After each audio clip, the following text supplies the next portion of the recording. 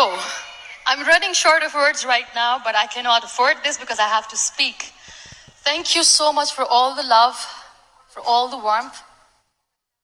Thank you for accepting me. Thank you very much.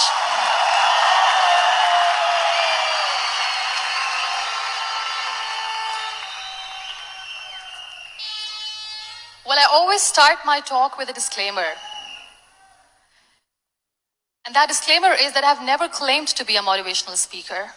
Yes, I do speak, but I feel more like a storyteller because wherever I go, I share a story with everyone. Well, it is a story of a woman whose perfectly imperfect life made her who and what she is today. It's the story of a woman who, in pursuit of her dreams and aspirations, made other people realize that if you think that your life is hard and you're giving up on that because you think your life is unfair, think again. Because when you think that way, you are being unfair to your own self. It's the story of a woman who made people realize that sometimes problems are not too big. We are too small because we cannot handle them.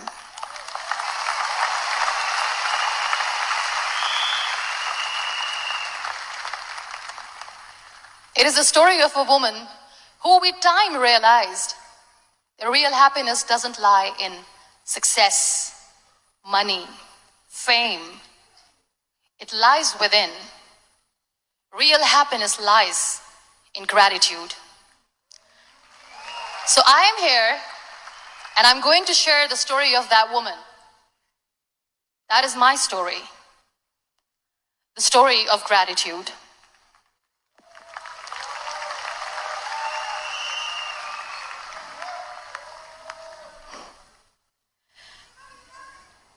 I love you too. I love you all. I believe in the power of words. Many people speak before they think. But I know the value of words. The words can make you, break you, they can heal your soul, they can damage you forever. So I always try to use the positive words in my life wherever I go. They call it adversity, I call it opportunity. They call it weakness, I call it strength.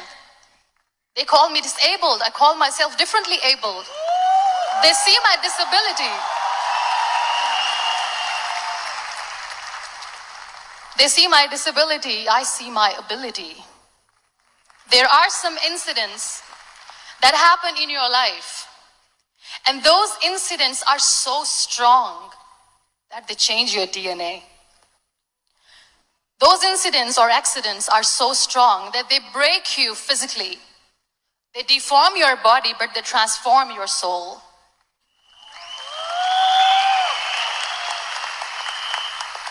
Those incidents break you, deform you, but they mold you into the best version of you. And the same thing happened to me. And I'm going to share what exactly happened to me. I was 18 years old when I got married. And this thing I'm sharing for the very first time on an international level. I was 18 years old when I got married. I belonged to a very conservative family, a Baloch family, where good daughters never say no to their parents. My father wanted me to get married. And all I said was, if that makes you happy, I'll say yes. And of course, it was never a happy marriage. Just about after 2 years of getting married, about 9 years ago, I met a car accident. Somehow my husband fell asleep and the car fell in the ditch. He managed to jump out, saved himself. I'm happy for him. But I stayed inside the car and I sustained a lot of injuries. The list is a bit long. Don't get scared. I'm perfectly fine now. Radius ulna of my right arm were fractured. The wrist was fractured. Shoulder bone and collarbone were fractured. My whole rib cage got fractured. And because of the rib cage injury, lungs and liver were badly injured. I couldn't breathe. I lost urinary bowel control. That's why I have to wear the bag wherever I go. But that injury that changed me and my life completely as a person and my perception towards living my life was the spine injury. 3 vertebrae of my backbone were completely crushed and I got paralyzed for the rest of my life. So this accident took place in a far-flung area in the outskirts of a very small province, Balochistan, where there was no first aid, no hospital, no ambulance. I was in the middle of nowhere in that toppled car. Many people came to rescue. They gave me CPR. They dragged me out of the car. And while they were dragging me out, I got the complete transection of my spinal cord. And now there was this debate going on. Should we keep it here? She's going to die. Where should we go? There is no ambulance. There was this 4-wheeler Jeep standing in the corner of the street. They said, put her in the back of the Jeep and take her to the hospital, which is 3 hours away from this place. And I still remember that bumpy ride. I was all broken. They threw me at the back of the Jeep and they rushed me to the hospital. That is where I realized that my half body was fractured and half was paralyzed. I finally ended up in a hospital where I stayed for 2.5 months. I underwent multiple surgeries. Doctors have put a lot of titanium in my arm. There's a lot of titanium at my back to fix my back. That's why people in Pakistan call me the Iron Lady of Pakistan.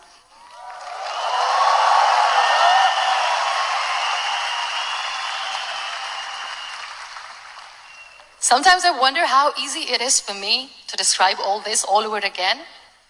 And somebody has rightly said that when you share your story and it doesn't make you cry, that means you have healed.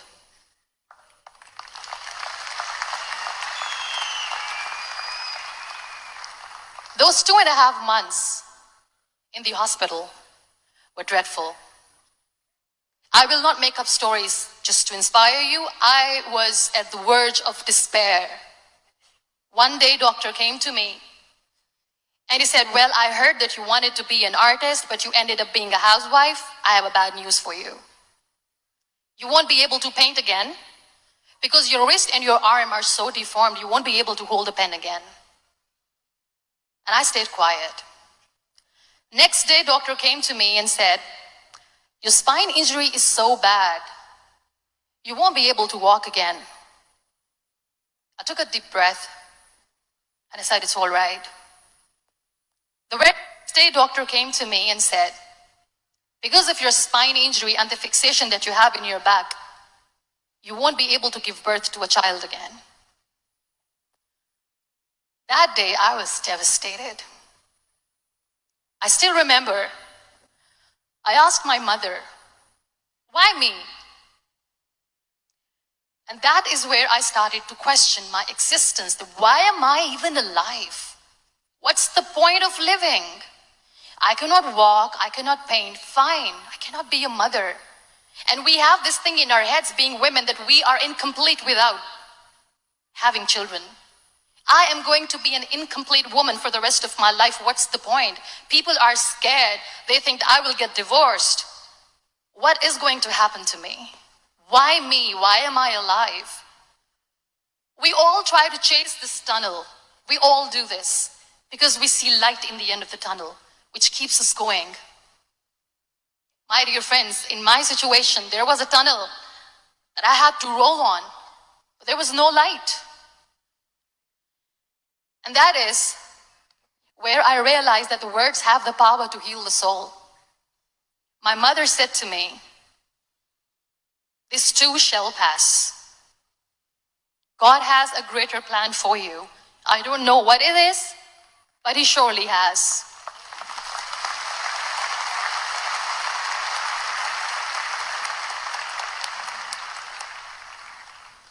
And in all that distress and grief, somehow or the other, those words were so magical that they kept me going. I was trying to put that smile on my face all the time, was hiding. It was so hard to hide the pain, which was there. But all I knew was that if I will give up, my mother and my brothers will give up too. I cannot see them crying with me. So what kept me going was, one day I asked my brothers, I know I have a deformed hand, but I'm tired of looking at these white walls in the hospital and wearing these white scrubs. I'm getting tired of this. I want to add more colors to my life. I want to do something. Bring me some colors, bring me some small canvas. I want to paint. So the very first painting I made was on my deathbed, where I painted for the very first time. It was not just an art piece or just my passion. It was my therapy. What an amazing therapy it was. Without uttering a single word, I could paint my heart out. I could share my story. People used to come and say, what lovely painting, so much color. Nobody could see the grief in it. Only I could. So that's how I spent 2.5 months in my hospital, crying, never complaining or whining, but painting. And then I was discharged and I went back home. And I went back home and I realized that I have developed a lot of pressure ulcers on my back and on my hip bone. I was unable to sit. There were a lot of infections in my body, a lot of allergies. So doctors wanted me to lie down on the bed straight for not 6 months, for not 1 year, for 2 years. I was bedridden, confined in that one room, looking outside the window, listening to the birds chirping and thinking maybe there will be a time when we'll be going out with the family and enjoying the nature. That was the time where I realized how lucky people are, but they don't realize. That is the time where I realized that the day I'm going to sit, I'm going to share this pain with everyone to make them realize how blessed they are, and they don't even consider them lucky. There are always turning points in your life. There was a rebirth day that I celebrated. After 2 years and 2.5 months, when I was able to sit on a wheelchair, that was the day when I had the rebirth. I was a completely different person. I still remember the day I sat on the wheelchair for the first time, knowing that I'm never going to leave this, knowing that I won't be able to walk for the rest of my life. I saw myself in the mirror and I talked to myself. And I still remember what I said. I cannot wait for a miracle to come and make me walk. I cannot sit in the corner of the room crying, cribbing, and begging for mercy because nobody has time. So I have to accept myself the way I am. The sooner the better. So I applied the lip color for the first time.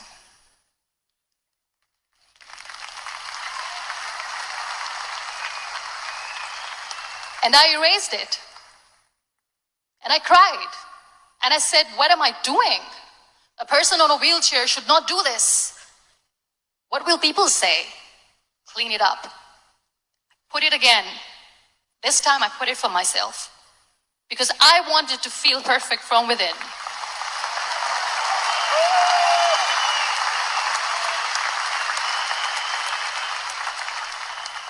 And that day I decided that I'm going to live life for myself.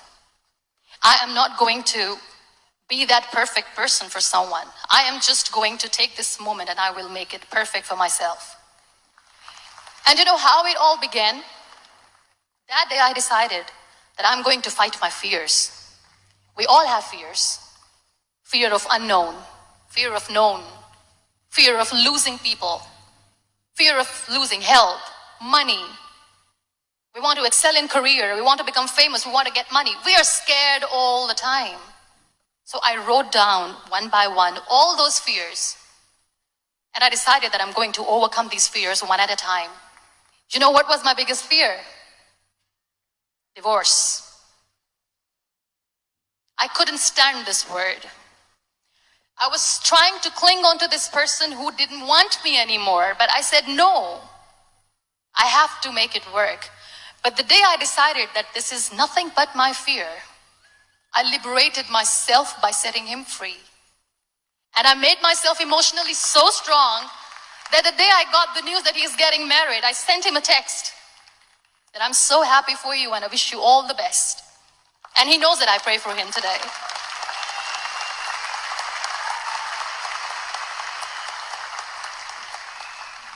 My biggest fear, number 2, was I won't be able to be a mother again.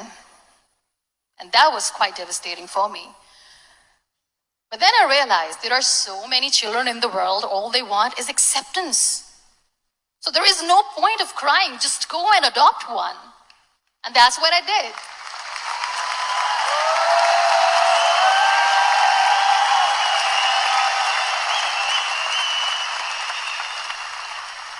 I gave my name in different organizations, different orphanages. I didn't mention that I'm on a wheelchair, dying to have a child. So I just told them that this is Muniba Mazari and she wants to adopt a boy or girl, whatsoever, but I want to adopt a kid. And I waited patiently. 2 years later, I got this call from a very small city in Pakistan. I got a call and they said, "Are you Muniba Mazari? There is a baby boy and would you like to adopt?" And when I say yes, I could literally feel the labor pain. I said, yes, I am going to adopt him. I am coming to take him home.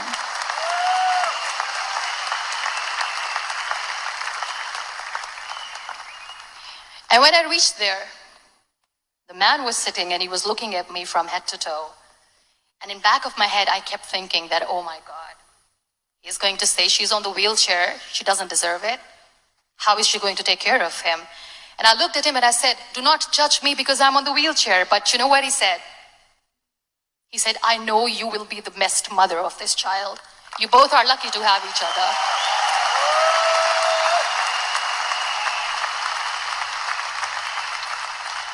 And that day, Nael was 2 days old, and today he's 6.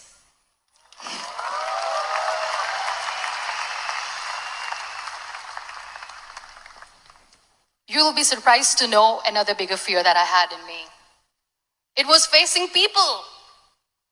I used to hide myself from people. When I was on bed for 2 years, I used to keep the door closed. I used to pretend that I'm not going to meet anyone, tell them that I'm sleeping. You know why? Because I couldn't stand that sympathy that they had for me. They used to treat me like a patient. When I used to smile, they used to look at me and say that, "You're smiling, are you okay?" I was tired of this question being asked, "Are you sick?" Well, a lady yesterday at the airport asked me, "Are you sick?" And I said, "Well, besides the spinal cord injury, I'm fine, I guess."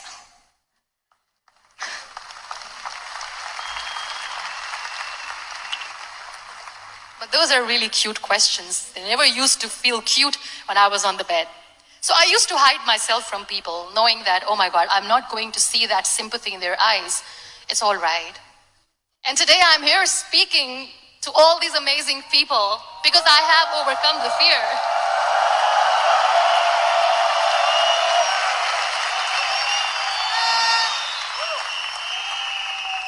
You know, when you end up being on the wheelchair, what's the most painful thing? That's another fear that people on the wheelchair or the people who are differently abled have in their hearts, but they never share. I'll share that with you. The lack of acceptance. People think that they will not be accepted by the people because we, in the world of perfect people, are imperfects. So I decided that instead of starting an NGO for disability awareness, which I know will not help anyone, I started to appear more in public. I started to paint. I always wanted to. I have done a lot of exhibitions. I'm Pakistan's first wheelchair-bound artist. I have done a lot of modeling campaigns, different campaigns for brands like Tony and Guy.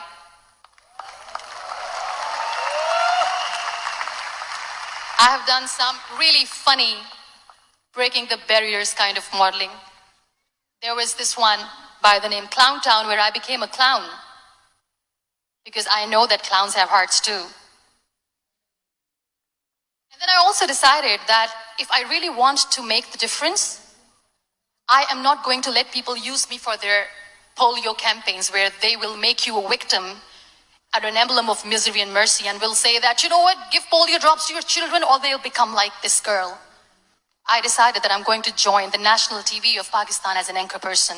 And I've been doing a lot of shows for the last 3 years.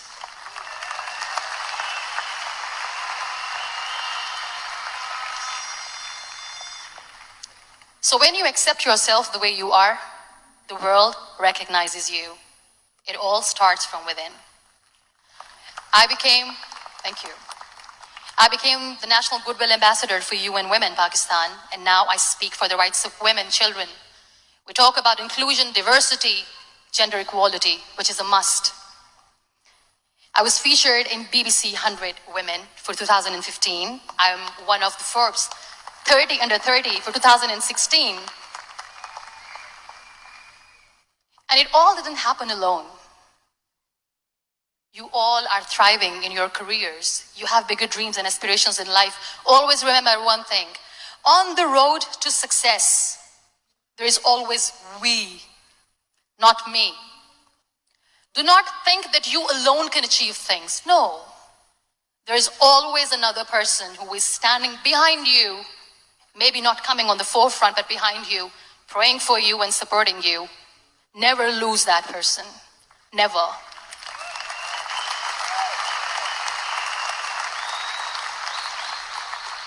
No matter how much I say that I couldn't find a hero, so I became one, I still want to recognize those 3 people in my life who literally changed my life completely, and I get inspiration from them every single day. Waleed Khan. Many people know about the terrorist attacks in Pakistan. We have lost many people. And I'm sharing this with a very heavy heart because we actually have lost a lot of people in this huge turmoil of terrorism. These people are barbarians. They do not see people.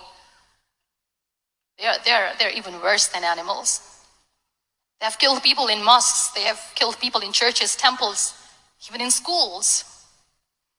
There was this terrorist attack in Army Public School, Peshawar, where these terrorists entered in an examination hall and they killed our children. And in that attack, that day, this beautiful boy, Waleed Khan, who was my hero, my real life hero, was the proctor who was taking care of the students, was keeping an eye on the students.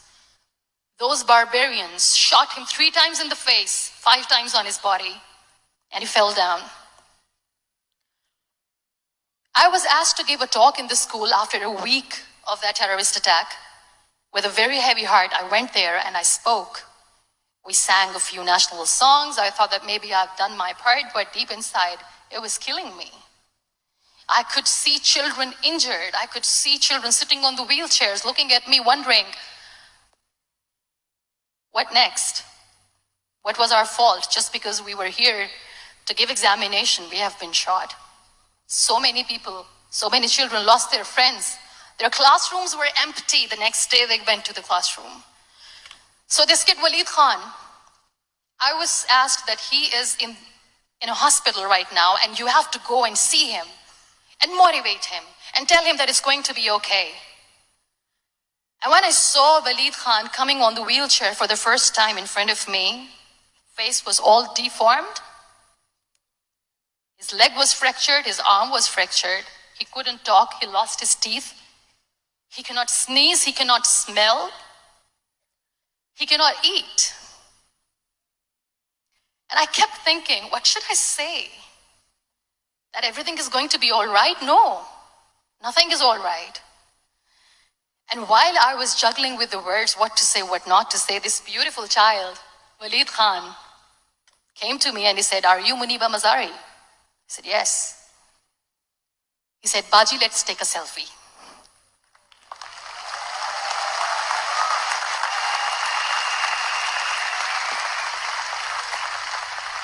And with that beautiful toothless smile of Waleed Khan, we took that beautiful selfie that I still have with me.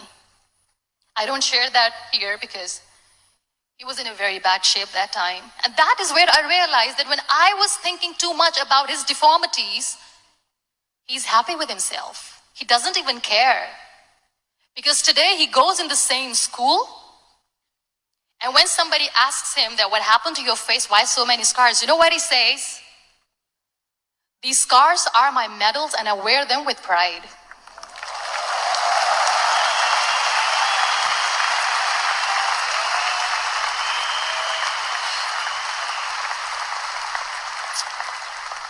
And how beautifully he says the terrorists wanted me not to study. I am going to study. I will become a doctor one day.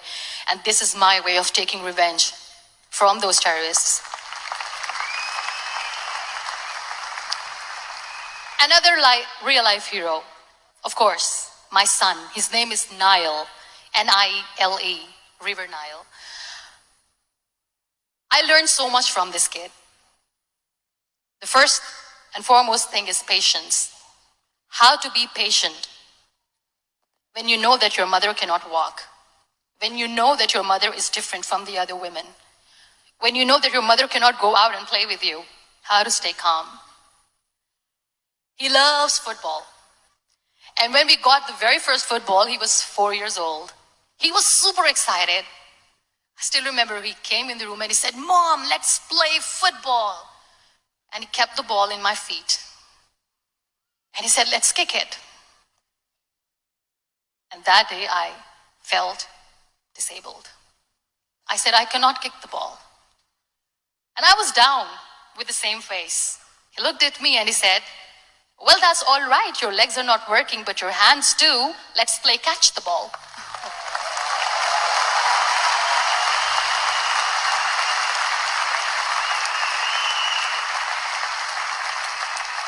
You know what? That day he made me realize that when you think your glass is half empty, come on, your glass is half full.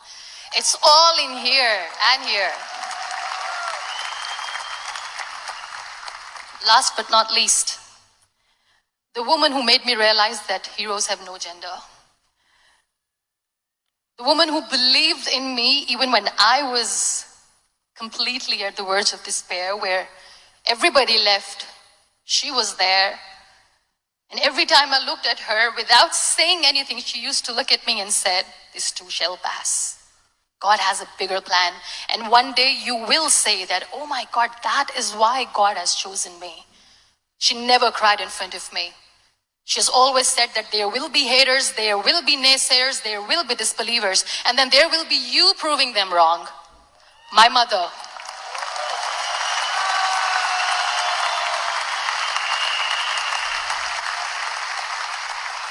Whatever I am today, I'm nothing without her. I'm nothing without her.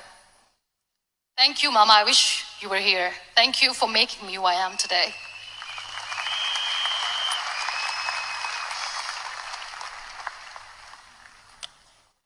You know what? We human beings have a problem. Out of many problems, there is one more, and this is a self-created one.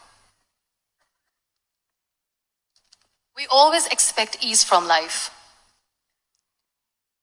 We have this amazing fantasy about life. This is how things should work. This is my plan. It should go as per my plan. If that doesn't happen, we give up. So my dear friends, let me tell you one thing. I never wanted to be on the wheelchair. Never thought of being on the wheelchair.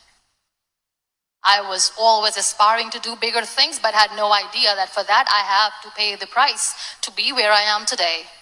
It's a very heavy price. This life is a test and a trial, and tests are trials are never supposed to be easy. So when you are expecting ease from life, and life gives you lemons, then you make the lemonade, and then do not blame life for that, because you were expecting ease from a trial. Trials make you a stronger, better person. Life is a trial, and with time you realize that.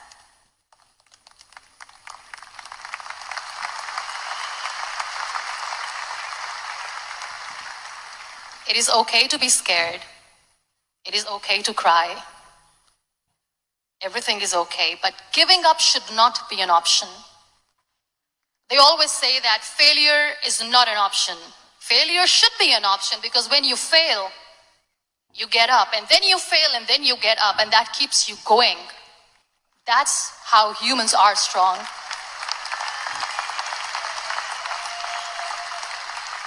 Failure is an option, should be an option, but giving up is not.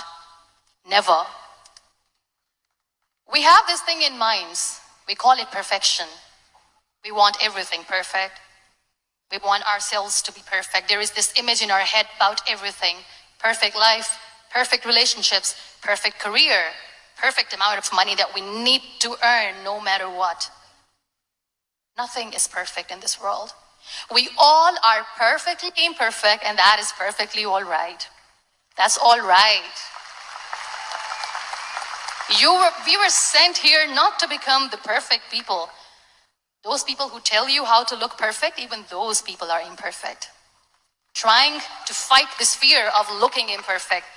I used to be perfect. I still remember. I got this compliment years ago when I used to walk. Oh my God, look at you. You're fair, you're tall, you're perfect. Look at me now.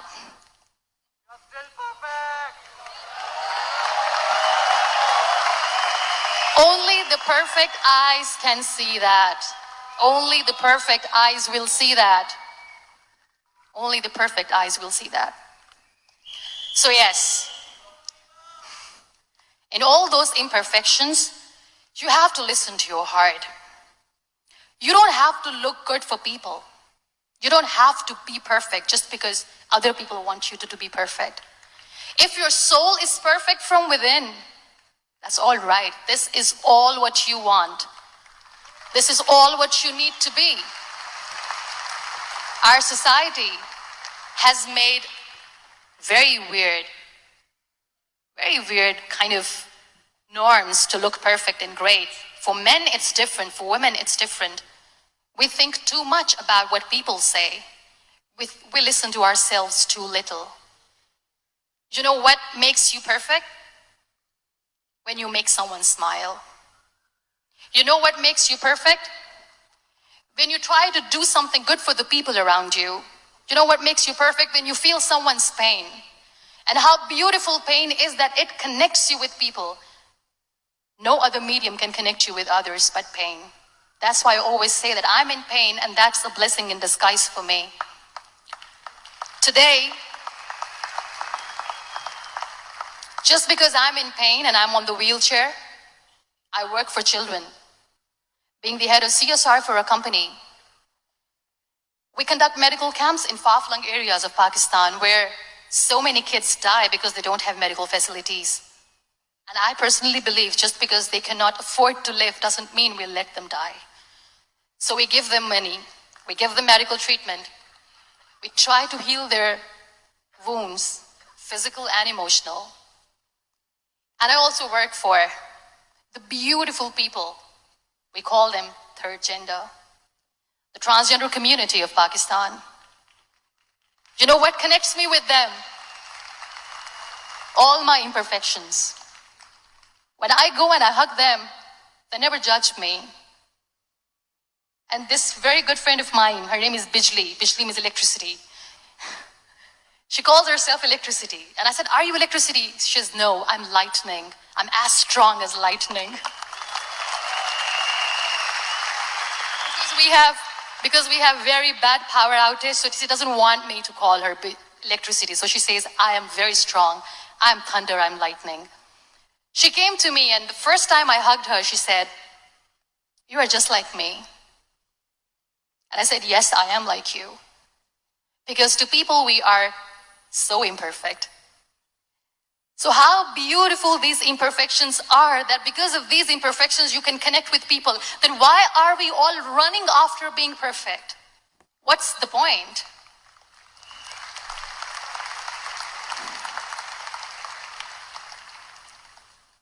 Every time I go in public, I always smile.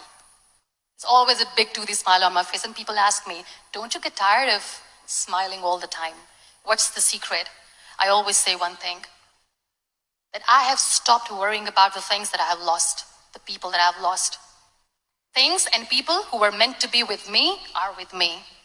And sometimes, somebody's absence makes you a better person. Cherish their absence. It's always a blessing in disguise.